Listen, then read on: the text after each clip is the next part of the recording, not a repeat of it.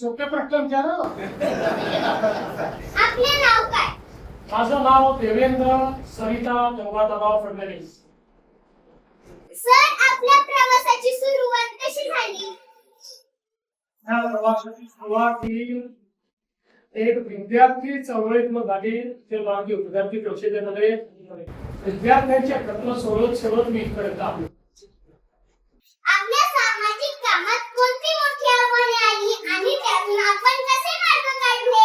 कुठल्याही सामाजिक कोणात आव्हान असतातच. जेव्हा तुम्ही समाजात आता काहीतरी करायचं असतं त्यावेळी प्रत्येक ठिकाणी जी व्यवस्था असते ती आपल्याला बदलावी लागते. व्यवस्था बदलताना त्याच्यामध्ये अडीअडचणी येतात. पण आपल्यासमोर किती मोठे आदर्श आहेत.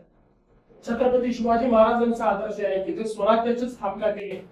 त्यांना स्वराज्याची स्थापना करताना मुलाची लढावं लागलं, काही मुलांना स्वतःची लढावं लागलं, पण त्यांनी त्या आव्हानाचा सामना करून व्यवस्था उभी केली. त्यासमोर भारतरत्न डॉक्टर बाबासाहेब आंबेडकरांचा आदेश आहे. चांगलं काम जर आपण केलं तर चांगल्या कामामध्ये आपण यशस्वीच होतो, कधी अयशस्वी होतो.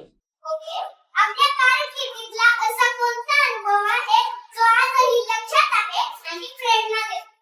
असे खूप अनुभव आहे, पण आजचा अनुभव जास्त लक्षात राहील. तू घेतलेली मुला आजच्या डिजिटल युगात आपण शिक्षण क्षेत्रात कोणते बदल करू इच्छिता? मला असं वाटतं की डिजिटल शिक्षण खूप महत्वाचं आहे. आणि आज या शाळेमध्येच एक अतिशय सुंदर डिजिटल लॅबचं उद्घाटन केलं की इंटरॅक्टिव्ह आहे. त्याच्यामध्ये विषय देखील आपल्याला श्राव्य माध्यमातून पाहायला मिळतो.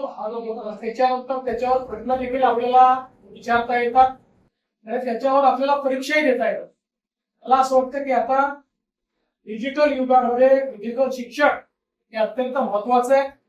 प्रत्येकाकरता डिजिटल शिक्षणामुळे शिक्षणाची दारं उघडलेली आहेत.